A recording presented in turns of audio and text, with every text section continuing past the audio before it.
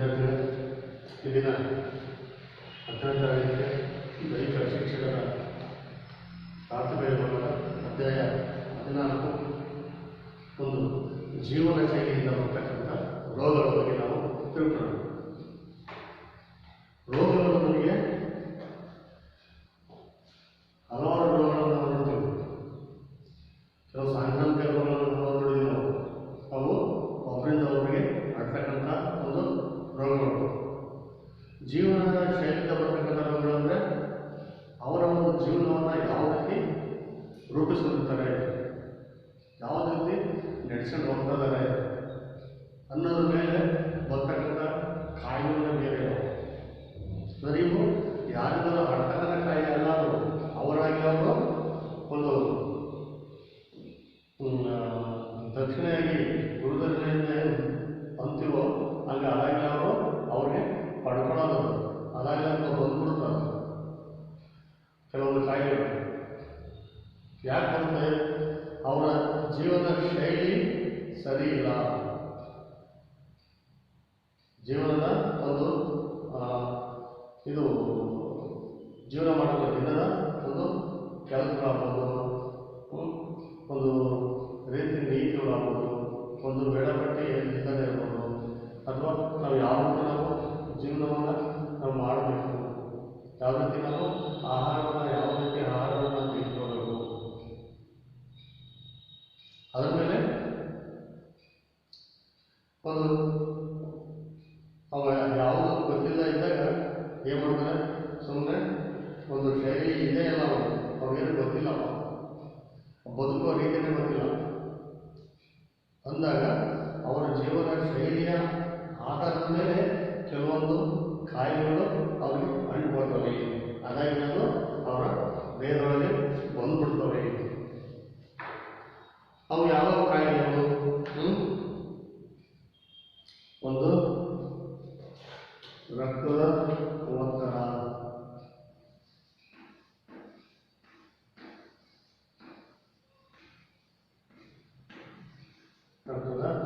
ಒತ್ತಡ, ಆಮೇಲೆ ಹೃದಯರೋಗ,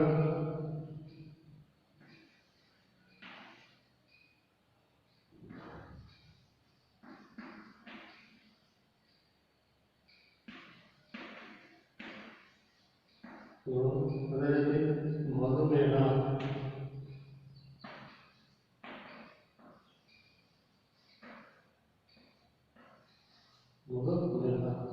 ಇವೆಲ್ಲವೂ ಸಹ ನಮಗೆ ರೋಗಗಳಿಗೆ ಕಾಯಿಲೆಗಳು ಬರ್ತವೆ.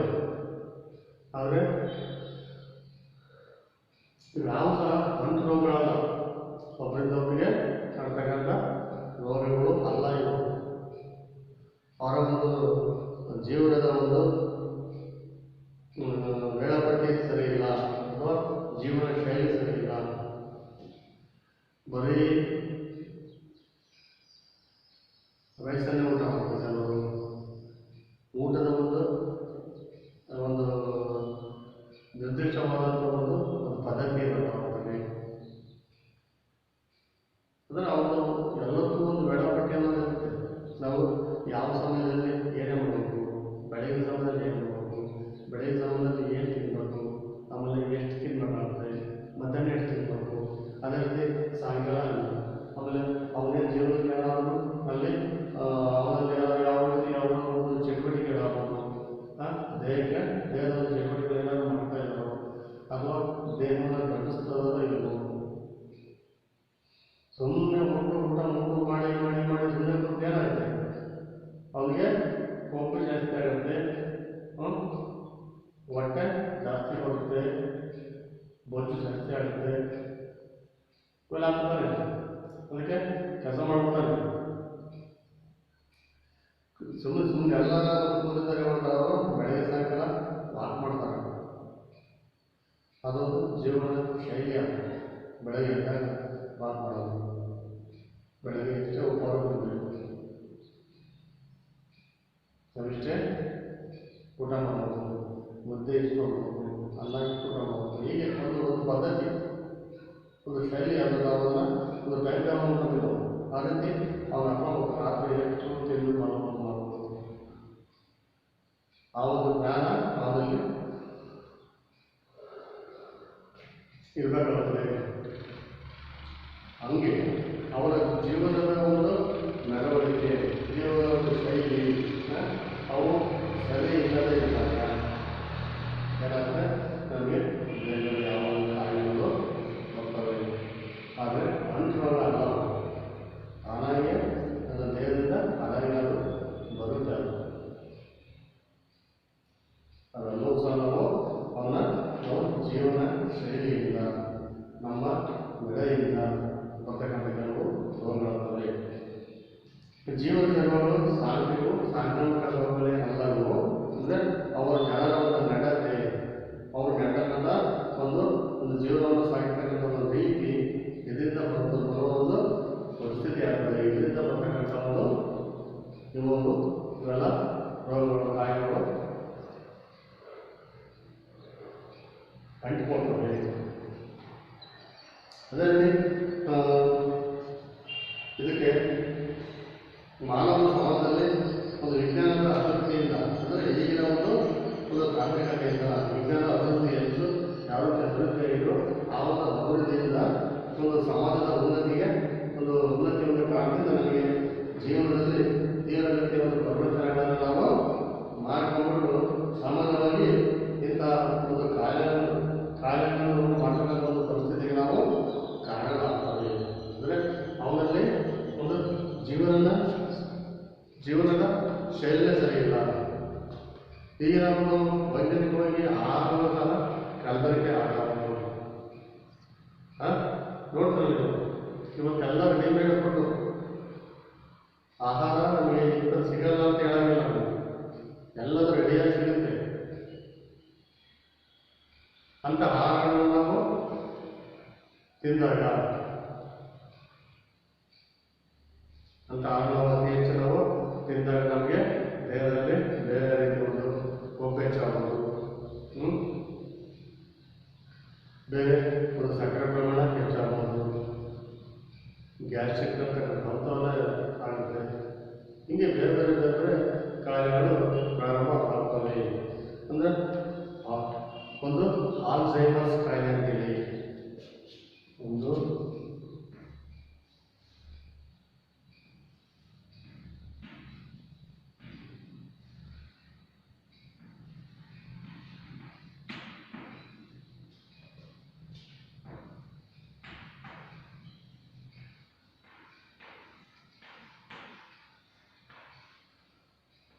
ಆಲ್ಝೈಮರ್ಸ್ ಕಾಯಿಲೆ.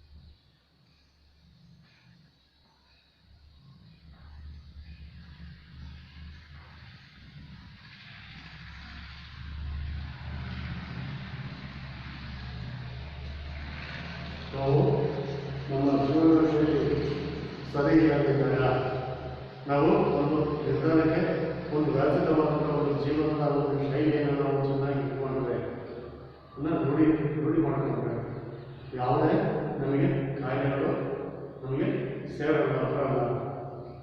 ಅದೇ ನಮ್ಮ ಜೀವನದ ಶೈಲಿಯ ಮೆಥಡೇ ಸರಿ ಇಲ್ಲ ಅಂದರೆ ನಮಗೆ ಹಲವಾರು ಕಾಯಿಲೆಗಳು ನಮಗೆ ತಾನಾಗಿ ನಾವು ಬಂದ್ಬಿಡುತ್ತೆ. ಅವು ಯಾವುವು? ಒಂದು ಆಲ್ಝೈಮರ್ಸ್ ಕಾಯಿಲೆ, ನಂತರ ಒಂದು ಉಬ್ಬಸ ಆಗ್ಬೋದು, ನಂತರ ಕ್ಯಾನ್ಸರ್ ಆಗ್ಬೋದು, ಅವನ ಎಳೆನೋವು, ಮಧುಮೇಹ, ಅವನ ಹೃದಯ ಕಾಯಿಲೆಗಳು, ಅವನ ಮೂತ್ರಪಿಂಡದ ರೋಗಗಳು, ಆಮೇಲೆ ಖಿನ್ನತೆ, ಕೊಳಕು, ಅದೇ ರೀತಿ ಬೊಜ್ಜುತನ, ಇವೆಲ್ಲವೂ ಸಹ ಅಂಟುರೋಗದಿಂದ ಬರುವಂಥ ಕಾಯಿಲೆ ಅಲ್ಲ. ನಮ್ಮ ಆಹಾರ ಪದ್ಧತಿ ಆಗ್ಬೋದು, ಜೀವನದ ಶೈಲಿ ಪದ್ಧತಿ ಆಗ್ಬೋದು, ನಮ್ಮ ಯಾವುದು ನಾವು ಒಂದು ವೇಳಾಪಟ್ಟಿಯ ಹಾಕೊಂಡ್ಬಿಟ್ಟು ನಾವು ಪ್ರತಿದಿನ ನಾವು ವ್ಯವಸ್ಥಿತವಾದಂತೆ ನಾವು ಎಚ್ಚರಿಕೆ ಎತ್ತಬೇಕು. ನಾವು ಏನೇ ಚಟುವಟಿಕೆ ಮಾಡಬೇಕು, ಯಾವ ಕೆಲಸ ಮಾಡಬೇಕು, ಆಮೇಲೆ ಎಷ್ಟು ಏನು ತಿನ್ಬೇಕು, ಏನು ತಿನ್ಬಾರ್ದು ಅಂತಕ್ಕಂಥ ನಾವು ಅದನ್ನು ಒಂದು ಅವನ ಜೀವನಕ್ಕೆ ಅದನ್ನು ಅಳವಡಿಸ್ಕೊಂಡಾಗ ಅದು ತಿಳುವಳಿಕೆಯಿಂದ ಮಾತ್ರ ಅವನು ಉತ್ತಮವಾದಂಥ ಆರೋಗ್ಯವಾದಂಥ ವ್ಯಕ್ತಿ ಆಗಲಿಕ್ಕೆ ಸಾಧ್ಯವಾಗ್ತದೆ. ಇಲ್ಲಾಂದರೆ ಅವನಿಗೆ ಹಲವಾರು ಕಾಯಿಲೆಗಳು ಅವನ ದೇಹದಲ್ಲಿ ಅವು ತಾನಾಗೆ ಉಟ್ಕೊಳ್ತವೆ, ಅದಾಗಿ ಬಂದ್ಬಿಡ್ತವೆ. ಅದಕ್ಕೆ ಇವೆಲ್ಲ ಬರಲಿಕ್ಕೆ ಕಾರಣ ಏನಪ್ಪ? ಜೀವನದ ಒಂದು ಶೈಲಿಯ ರೋಗಗಳಿಗೆ ಮುಖ್ಯವಾಗಿ ನಮಗೆ ಕೆಟ್ಟ ಹಾಗೂ ಒಂದು ಕೆಟ್ಟದಾದ ಆಹಾರದ ಒಂದು ಕ್ರಮ. ನಾವು ಆಹಾರವನ್ನು ಯಾವ ಪದ್ಧತಿಯನ್ನು ನಾವು ನೋಡಬೇಕು, ಯಾವ ಪದ್ಧತಿಯಲ್ಲಿ ಆಹಾರವನ್ನು ನಾವು ಸೇವಿಸಬೇಕು, ಅವನ ದೈಹಿಕ ಚಟುವಟಿಕೆಯ ಒಂದು ಕೊರತೆ. ಅವನು ಯಾವುದೇ ಆದಂಥ ಒಂದು ದೈಹಿಕ ಚಟುವಟಿಕೆಗಳನ್ನು ಮಾಡತಕ್ಕಂಥ ರೂಢಿಯನ್ನು ಅವನಲ್ಲಿ ಇರೋಲ್ಲ, ಅವನು ರೂಢಿಸಿಕೊಂಡಿರಲ್ಲ. ಕೆಲವರು ಏನಂದರೆ ಬೆಳಗ್ಗೆ ಎದ್ದ ತಕ್ಷಣ ನೋಡ್ತೀರಾ ಒಂದು 4 ಗಂಟೆ 5 ಗಂಟೆಗೆ 5 ಗಂಟೆ ವಾಕ್ ಹೋಗ್ತಾರೆ. ಅವ್ರು ರೂಢಿಸ್ಕೊಂಡಿರ್ತಾರೆ. ಕೆಲವರು ಅದೆಲ್ಲ ಏನಿಲ್ಲ, ಒಮ್ಮೆ ತಿನ್ನೋದು ಬೆಳಗ್ಗೆ 8 ಗಂಟೆಗೆ ನಾಷ್ಟ ಮಾಡೋದು.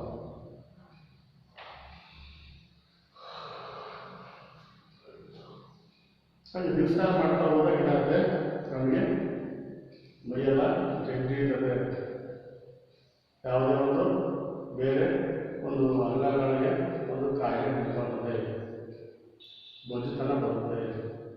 ಯಾವುದೇ ಒಂದು ದೈಹಿಕ ಚಟುವಟಿಕೆಗಳನ್ನು ನಾವು ಮಾಡಿದಾಗ ಆ ವ್ಯಕ್ತಿ ಹೇಗಿರ್ಬೇಕು ನೋಡಿದ್ರೆ ನಾವು ಹೇಗಿರ್ತಾನೆ, ಜಾಸ್ತಿ ದೂರ ಓಡಾಡಕ್ಕಾಗಲ್ಲ, ಕುಂದ್ರೆ ಎಗರಕ್ಕಾಗಲ್ಲ, ಹೊಟ್ಟೆಲ್ಲ ಹಂಚು ಬಂದಿರ್ತದೆ, ಒಂದು ಫಿಟ್ನೆಸ್ ಇರಲ್ಲ, ಅವನಿಗೆ ದೈಹಿಕ ದಾಢ್ಯತೆ, ಕಷ್ಟ ಸಹಿತದೆ, ಒಂದು ತಡ್ಕೊಳ್ಳೋ ಒಂದು ಶಕ್ತಿನೂ ಸಹ ಅವನಿಗೆ ಇರಲ್ಲ. ಏನು ಮಾಡಬೇಕು? ಅವನ ಜೀವನದ ಶೈಲಿಯಲ್ಲಿ ದೈಹಿಕ ಚಟುವಟಿಕೆಗಳನ್ನು ಮಾಡ್ತಕ್ಕಂಥದ್ದು ಒಂದು ಅಭ್ಯಾಸವನ್ನು ಅವನು ಪ್ರತಿದಿನ ರೂಢಿಸಿಕೊಳ್ಳಬೇಕು.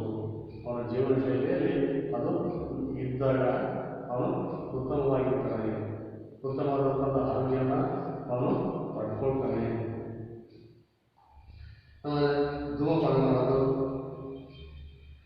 ಯಾವಾಗಲೂ ಜಾಸ್ತಿ ಧೂಮಪಾನ ಮಾಡ್ತಾ ಸೇರಿಸೋದು, ಬೀಳಿಸೋದು, ಆ ಭಂಗಿ ಸೇರೋದು, ಇಂಥವ ಕೆಟ್ಟ ಚಟಗಳನ್ನು ಮಾಡ್ತಾನೆ. ಆ ಧೂಮಪಾನ ಜಾಸ್ತಿ ಸೇರೋದ್ರಿಂದ ಏನಾಗುತ್ತೆ, ಅವನಲ್ಲಿ ಅಸ್ತಮ ಕಾಣಿಸ್ಕೊಳ್ತದೆ, ಉಸಿರಾಟದ ತೊಂದರೆ ಕಾಣಿಸ್ಕೊಳ್ತದೆ. ಅದ್ರ ತಾನೇ ಬರೋದು.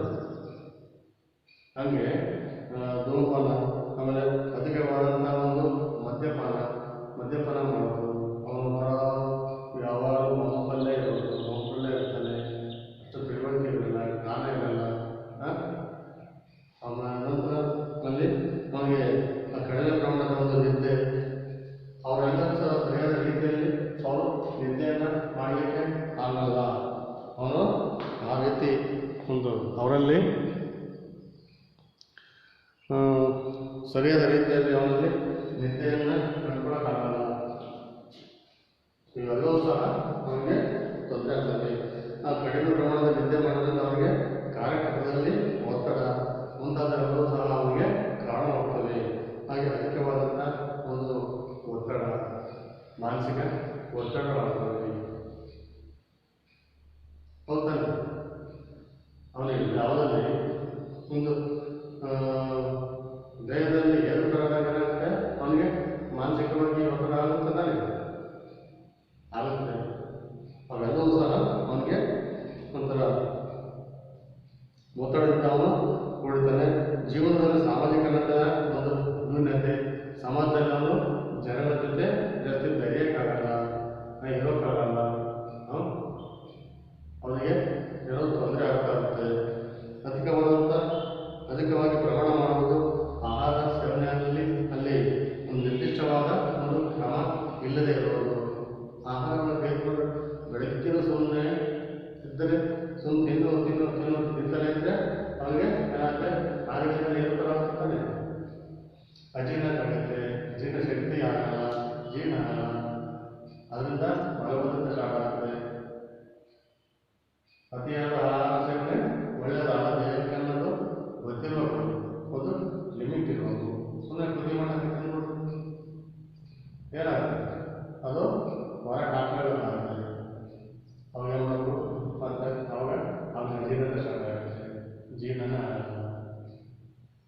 ಅದರಿಂದ ಮಾನಸಿಕವಾಗಿ ಒತ್ತಡ ಆಗ್ತವೆ, ಒಂದು ವಾಂತಿ ಆಗೋದು, ವಾಂತಿ ಆದ ತಕ್ಷಣ ಏನಾಗುತ್ತೆ, ಇನ್ನೊಂದು ಅವನಿಗೆ ಒತ್ತಡ ಆಗುತ್ತೆ. ಹೀಗೆ ಒಂದು ಸರಿಯಾದ ಪ್ರಮಾಣ, ಸರಿಯಾದ ರೀತಿಯಲ್ಲಿ ಅವನ ಜೀವನ ಶೈಲಿಯನ್ನು ಅವನು ರೂಪಿಸಿಕೊಳ್ಳದೇ ಇದ್ದಾಗ ಇವೆಲ್ಲವೂ ಸಹ ಒತ್ತಡಗಳು ಅವನಲ್ಲಿ ಕಾಣಿಸಿಕೊಳ್ತವೆ. ಈ ಪದೇ ಪದೇ ಅಭ್ಯಾಸಗಳನ್ನು ಪದೇ ಬದಲಾಯಿಸುವುದು ಮುಂತಾದ ಒಂದು ಜೀವನ ಶೈಲಿಯ ಒಂದು ಅಭ್ಯಾಸಗಳು ಕೂಡ ಇಂತಹ ಒಂದು ರೋಗಗಳಿಗೆ ಇದು ಕಾರಣವಾಗ್ತವೆ.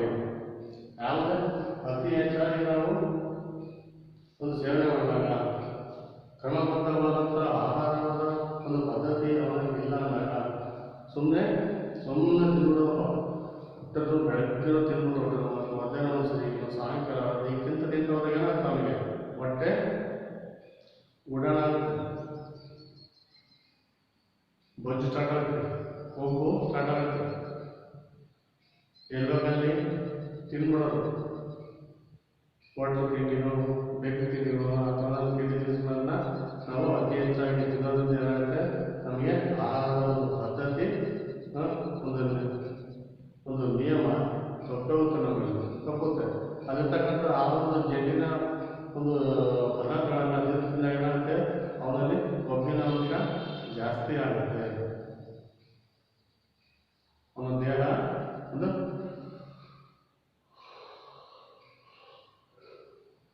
ವಿಕಾರವಾಗುತ್ತದೆ. ಅವನಲ್ಲಿ ಒಂಥರ ಮಾನಸಿಕ ಒತ್ತಡಗಳ ಜೊತೆಗೆ ಅವನಿಗೆ ನೆಮ್ಮದಿ ಇರಲ್ಲ. ಉದಾಹರಣೆ, ಅದಕ್ಕೆ ಯಾವ ಆಹಾರ ಪದ್ಧತಿ ನಾವು ಆಹಾರ ಸೇವನೆ ಮಾಡ್ತೀವಿ ಅಂದರೆ ಒಂದು ಲಿಮಿಟ್ ಆಗಿ ಮಾಡಬೇಕು. ಅತಿ ಹೆಚ್ಚು ನಾವು ತಿನ್ನಬಾರದು ಅದನ್ನು, ಆಹಾರವನ್ನು. ಇದೆಲ್ಲವೂ ಸಹ ನಮಗೆ ಗೊತ್ತಿರಬೇಕಾಗ್ತದೆ. ಇದಕ್ಕೆ ಏನು ಮಾಡೋದು ನಾವು, ಇದಕ್ಕೆ ಮುಂಜಾಗ್ರತಾ ಕ್ರಮಗಳೇನು, ಕಾರಣಗಳು ನೋಡಿದ್ರು.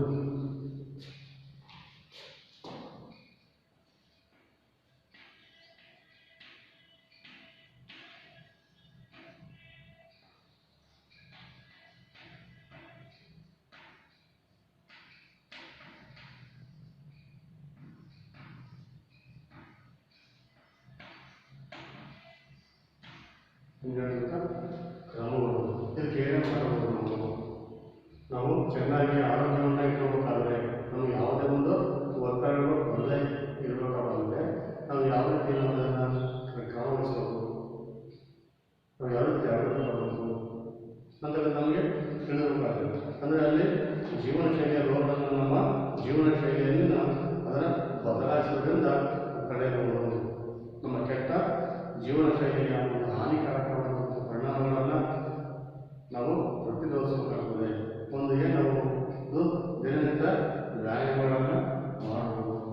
ನಾವೇನು ಮಾಡ್ತೀವಿ, ಪ್ರತಿದಿನ ಸಹ ನಾವು ವ್ಯಾಯಾಮಗಳನ್ನು ಮಾಡೋದ್ರಿಂದ ಅಲ್ಲಿ ಇವರ ಒಂದು ಒತ್ತಡಗಳನ್ನು ನಾವು ದೂರ ಮಾಡಬಹುದು. ಅದೇ ರೀತಿ ನಾವು ಸಮತೋಲನವಾದಂಥ ಒಂದು ಆಹಾರದ ಸೇವನೆಯನ್ನು ಮಾಡಬೇಕಾಗ್ತದೆ. ನಮಗೆ ಯಾವ ಸಮಯದಲ್ಲಿ ಯಾಂತ ಆಹಾರವನ್ನು ನಾವು ತೆಗೆದುಕೊಳ್ಬೇಕು, ಅದು ಜೀರ್ಣ ಆಗುತ್ತೋ ಇಲ್ಲವೋ, ನಾವು ಇದನ್ನು ತಿಂದರೆ ನಮಗೆ ಸರಿ ಹೋಗುತ್ತೋ ಇಲ್ಲವೋ, ನಮಗೇನಾದರೂ ವ್ಯತ್ಯಾಸ ಆಗ್ಬೋದು ಆಹಾರದಲ್ಲಿ ಅಥವಾ ನಮ್ಮ ಆರೋಗ್ಯದಲ್ಲಿ ಏನಾದರೂ ತೊಂದರೆ ಆಗ್ಬೋದು ಅಂತಕ್ಕಂಥದ್ದು ನಮಗೆ ತಿಳಿದಿರಬೇಕಾಗುತ್ತೆ. ಅದಕ್ಕೆ ಆಹಾರದ ಸೇವನೆಯಲ್ಲಿ ನಾವು ಸಮತೋಲನೆಯನ್ನು ನಾವು ನೋಡ್ಕೊಳ್ಬೇಕಾಗುತ್ತೆ. ಯಾವಾಗ ಎಷ್ಟು ತಿನ್ನಬೇಕು ಆಹಾರ, ಯಾವುದನ್ನು ಯಾರು ಜೀರ್ಣ ಆಗುತ್ತೆ, ಇದು ತಿಂದು ನಮಗೆ ಸರಿ ಹೋಗುತ್ತಿರಬೇಕು, ನಮಗೆ ಅದು ಆಗಲ್ಲ ಅನ್ನೋದಾದರೆ ಅದನ್ನು ಕೈಬಿಟ್ಬಿಡಬೇಕು. ಬಲವಂತವಾಗಿ ನಾವು ಏನನ್ನು ತಿನ್ನೋಕ್ಕೆ ಹೋಗಬಾರ್ದು. ಹೌದಾ? ನಾವು ಯಾವುದನ್ನು ಸಹ ನಾವು ತಿನ್ನಲಿಕ್ಕೆ ಹೋಗಬಾರ್ದು. ಆಮೇಲೆ ಒಂದು ತಿಂಡಿ ತಿನಿಸುಗಳು ಬೇಕರಿ ಇಲ್ಲಿರ್ತಕ್ಕಂಥ ತಿಂಡಿಗಳನ್ನು ನಾವು ಅತಿ ಹೆಚ್ಚಾಗಿ ತಿನ್ನಬಾರ್ದು.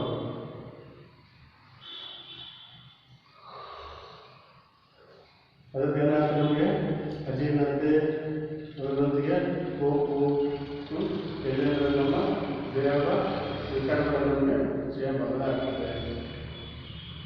ಆ ರೀತಿ ನಾವು ನಮಗೆ ಒಳ್ಳೆಯ ಒಂದು ಆಹಾರದ ಸಮತೋಲನವನ್ನು ನಾವು ತಗೊಂಡಾಗ್ತದೆ. ಮತ್ತು ಅನಗತ್ಯವಾದಂಥ ಒಂದು ಆಹಾರ ಸೇವನೆಯನ್ನು ನಾವು ಕಡಿಮೆ ಮಾಡಬಹುದು. ಇಷ್ಟವಿಲ್ಲದ ಆಹಾರ ನಮಗೆ ಬೇಕಿರಲ್ಲ, ನಾವು ಇದನ್ನು ನಾವು ಉಗ್ರಣ ಮಾಡಿರ್ತೀವಿ, ತಿಂದಿರ್ತೀವಿ, ಮತ್ತೆ ಹೋಗಿ ಮತ್ತೆ ತಿನ್ನೋದು. ಅದೇನಾಗುತ್ತೆ, ನಮಗೆ ಆಹಾರದಲ್ಲಿ ನಮ್ಮ ಆರೋಗ್ಯದಲ್ಲಿ ಅದು ವ್ಯತ್ಯಾಸಗಳು ಆಗ್ತವೆ. ಅದರಿಂದ ಹೋಗ್ತಾರೆ ಸುಮ್ಮನೆ ತಿನ್ನು ಎಲ್ಲ ಹೋಗ್ತಾರೆ, ಅಲ್ಲಿ ಜಾತಿ ಮಾಡೋದು ಸುಮ್ಮನೆ ತಿನ್ನೋದೆ, ಅಲ್ಲಿ ಹಣ್ಣು ಮಾಡ್ಬೋದು ತಿನ್ನೋದೆ, ಮನೆಯಲ್ಲಿದ್ದರೂ ಸುಮ್ಮನೆ ತಿನ್ನೋದೆ, ಆಮೇಲೆ ಊಟನೂ ಮಾಡೋದೆ.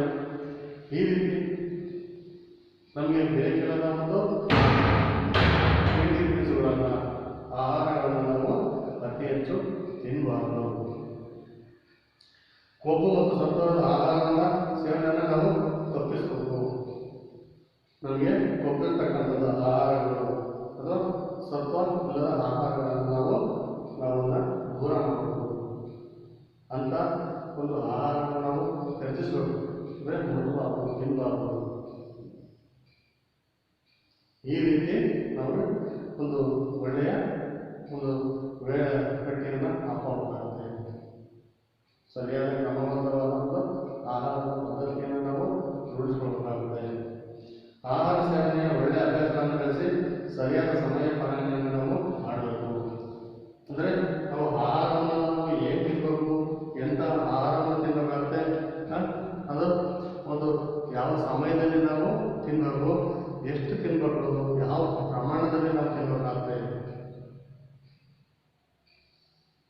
ರಾತ್ರಿ 10 ಗಂಟೆ ಮೇಲೆ ಅವನು ಮಾಡ್ಕೊಂಡು ತಿನ್ನೋದೆ, 6 ಗಂಟೆಗೆ ತಿಂದಿರೋದೆ, ಹೀಗೆ ಮೇಲೆ ಮೇಲೆ ಮೇಲೆ ತಿನ್ಬಾರ್ದು. ಕೇವಲ ಆಹಾರದ ಒಂದು ಸೇವನೆಯ ಒಂದು ಪದ್ಧತಿಯನ್ನು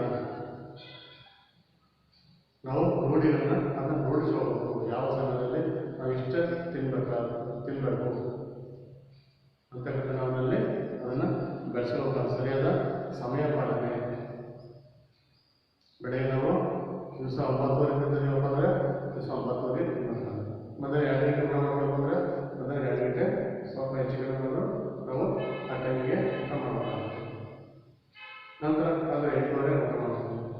ಹೀಗೆ ಒಂದು ಆಹಾರದ ತೆಗೆದುಕೊಳ್ತಕ್ಕಂಥ ಒಂದು ಸಮಯ ಪಾಲನೆ, ಸಮಯವನ್ನು ನಾವು ನಿರ್ದಿಷ್ಟವಾಗಿ ನಿಗದಿಗೊಳಿಸಬೇಕು. ಸಮಯ ಪಾಲನೆಯನ್ನು ನಾವು ಅಲ್ಲಿ ಪಾಲಿಸಬೇಕಾಗುತ್ತದೆ.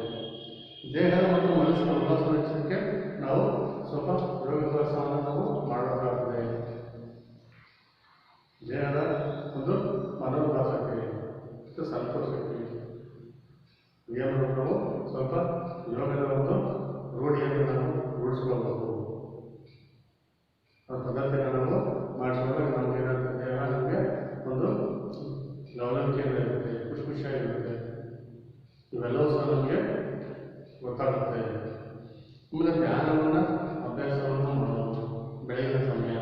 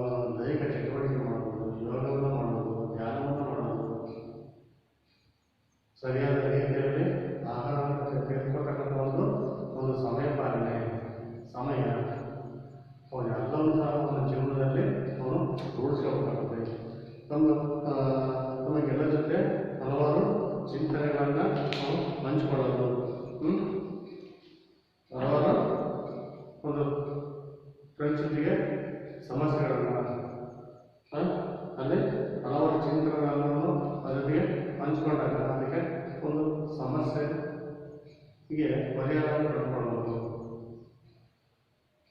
ಇದು ಗುಂಪಿನಲ್ಲಿ ಎಲ್ಲರೂ ಒಂದು ಯೋಗದ ಅಭ್ಯಾಸ ಆಗ್ಬೋದು, ದೈಹಿಕ ಚಟುವಟಿಕೆಗಳ ಅಭ್ಯಾಸ ಆಗ್ಬೋದು, ಒಂದು ವಾಯುಮಾನ ಆಗ್ಬೋದು. ಈ ರೀತಿ ಅದನ್ನ ಹಂಚ್ಕೊಂಡಾಗ ಅದಕ್ಕೆ ಒಂದು ಸಮಸ್ಯೆಗಳನ್ನು ನಾವು ಆ ಸಮಸ್ಯೆ ಪರಿಹಾರವನ್ನು ನಾವು ಕಂಡುಕೊಳ್ಳಿಕ್ಕೆ ಸಾಧ್ಯವಾಗ್ತದೆ.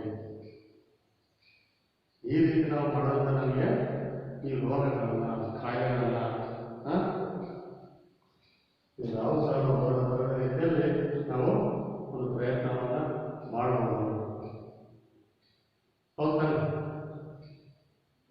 ಈಗ ರೋಗಗಳು ಕಾಯಿಲೆಗಳು ಬರ್ತಾವಂದ್ರೆ ಸುಮ್ಮನೆ ಬರೋಲ್ಲ. ನಮ್ಮಲ್ಲಿ ಅದು ಒಂದು ಜೀವನದ ಶೈಲಿಯ ಒಂದು ಪದ್ಧತಿ ಏರ್ಪಡಾದಾಗ ಅಥವಾ ಜೀವನದ ಪದ್ಧತಿನೇ ಸರಿ ಇಲ್ಲ ಅಂದಾಗ ಅವು ಕಾಯಿಲೆಗಳು ನಮಗೆ ಅಂಟಿಕೊಳ್ತವೆ. ಹೋಗ್ತಾನೆ.